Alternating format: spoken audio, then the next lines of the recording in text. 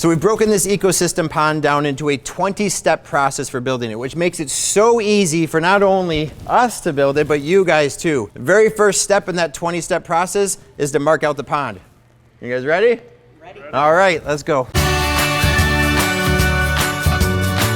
Now remember, we have an 8 by 11 foot kit. The liner for your 8 by 11 foot kit is based off of doing an 8 by 11 foot pond 2 feet deep. The challenge with that is then you have a 12 by 15 foot liner, which leaves you about that much extra liner on your edges all the way around your pond. If you went 26 inches deep, you'd have this much liner left. You'd be short. So what we recommend doing is actually laying out an 8 by 11 foot rectangle, then getting a garden hose, playing around with the garden hose inside that. You know what, let me just stop. We'll start laying out the rectangle. Once you've seen the rectangle, the garden hose will make a little bit more sense. So Ed, Colleen, why don't we lay out an 11 foot by 8 foot rectangle real quick. So what Colleen's doing here is we've marked one side of our rectangle. Then Ed's gonna pull it off this way. He's gonna go 11 feet.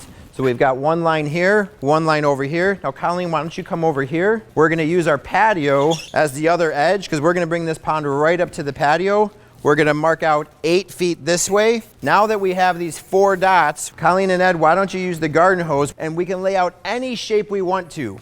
So now a couple things you want to think about when designing a pond. First and foremost, I almost always, not almost always, 100% of the time, I try to get inside the house and design the water feature from inside the house. And what I mean by that is go inside your kitchen, go inside your family room, go inside your living room. Look at some of the windows that look outside your backyard and look at where you're gonna see that pond from inside the house as well as from outside the house. The other thing you wanna do is bring that pond up close to your living space. More often than not, we see a lot of people wanna design the pond in the back corner of the yard because this is an area of the yard that's not used for anything else. The reason it's not used for anything else is because nobody wants to go all the way back there. If you've got a nice patio, you've got a nice deck, you've got some type of outdoor living area already close to your house, bring that pond right up to it. So when sitting on your patio, you can feed the fish from your existing patio. If you put a pond in the back corner of the yard, inevitably what's gonna happen is you're gonna have to build another patio, a pathway to that patio, sitting by the pond in the back corner of the yard, and nobody wants to do that. So just bring it right up close to the living area. The other thing you wanna think about is some shape. Of course, I don't wanna build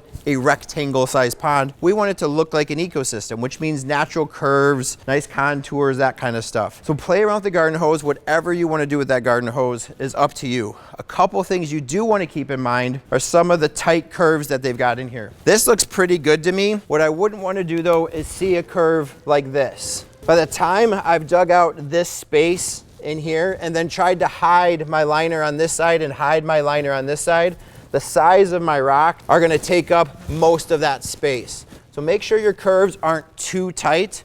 Let the rock kind of help dictate some of the shape. I really like this area over here that they designed. Again, to create a peninsula, we don't have to come in tight like that. We can stay out here and let our rock help change the shape of that a little bit. The other thing they've done, notice how Ed and Colleen have kept the hose with inside that 8 by 11 rectangle. When we're finished with this pond, we want to leave about 6 to 8 inches of liner outside the pond. So if we ever have problems with the pond in the future, we can lift up that extra liner and fix maybe potential low edges. Or let's say I want to get somewhat creative and bring a boulder out a little bit further. I can do that if I want to when I do my excavation, and the liner will compensate for that. The other reason we're doing it is on this particular pond, we're going to have our waterfall sitting basically right off the edge of the pond. By bringing in this pond a little bit on this side, I know I'll have enough real estate in my liner to come up the face of my waterfall and still come back down in the pond. If I were to set my waterfall all the way back here, 3 feet, 5 feet, 8 feet off the edge of the pond, I'm gonna have to purchase another liner to compensate for this space right in here. So Ed, Colleen, I love the shape of the pond. I think the next step is to then mark this out with our spray paint and then start excavation.